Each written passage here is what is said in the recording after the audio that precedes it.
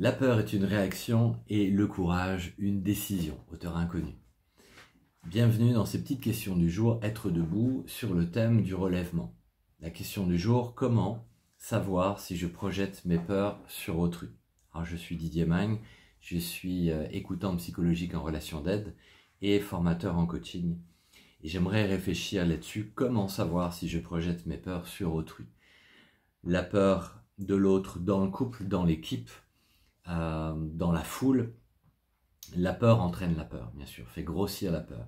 Elle te fait grandir dans la mésestime de toi, dans l'apitoiement, voire la victimisation et l'enfermement. Elle est le contraire du fait de trouver une solution. Tu vas augmenter du coup la comparaison à autrui, ne pas déplaire, plaire ou ne pas déplaire. C'est le contraire d'aller chercher ce qui est juste en pensée, en parole et en acte et de le faire, de réagir selon cette pensée-là. Et c'est cela qui va faire grandir une liberté intérieure. Donc le courage va entraîner l'affirmation de soi et va augmenter tes possibilités, ton pourcentage de solution à ton problème. Donc la peur déjà c'est souvent quelque chose de général, c'est comme la manipulation. C'est une généralité. Donc il faut absolument clarifier cette généralité.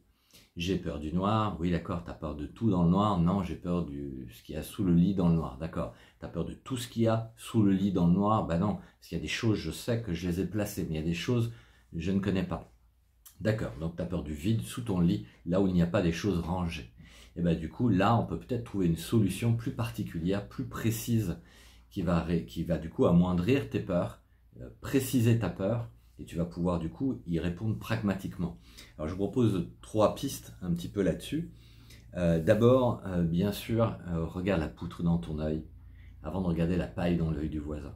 C'est bien beau de projeter ses peurs sur quelqu'un, mais es-tu sûr qu'il n'y a pas plus de problèmes chez toi? Donc accepter ses limites, accepter celles de l'autre aussi, quoi. T'as ton histoire douloureuse, la personne en face de toi a aussi la sienne.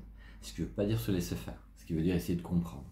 Deuxième point, le discernement, c'est-à-dire que moi j'ai mon avis, mais ça serait pas mal que j'ai d'autres avis et pas forcément de gens qui vont toujours me dire oui tout de suite, voilà, qui sont toujours d'accord avec moi.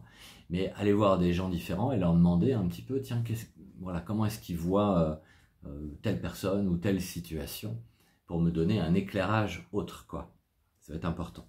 La troisième piste, c'est celle de la blessure, bien sûr. Je donne souvent cette comparaison. Je suis dans un bois, je me plante une épine dans l'épaule, et puis à la sortie du bois, je rencontre quelqu'un que je connais, et il me fait un hug pour me dire bonjour, il me prend dans ses bras, il appuie sur l'épine sur mon épaule, et moi je lui en veux à lui ou à elle, alors que le problème n'est pas lui ou elle, mais c'est bien l'épine que j'ai dans l'épaule.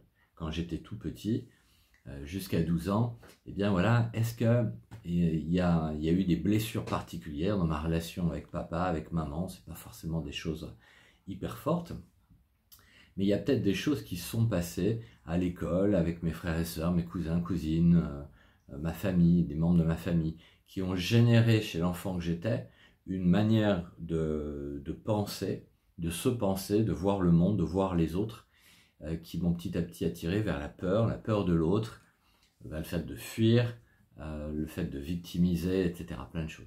Bon voilà, c'est des petites pistes, mais ces petites pistes sont importantes en fait. Elles vont me permettre peut-être de voir mon problème et de voir l'autre sous un regard peut-être un peu différent, moins jugeant.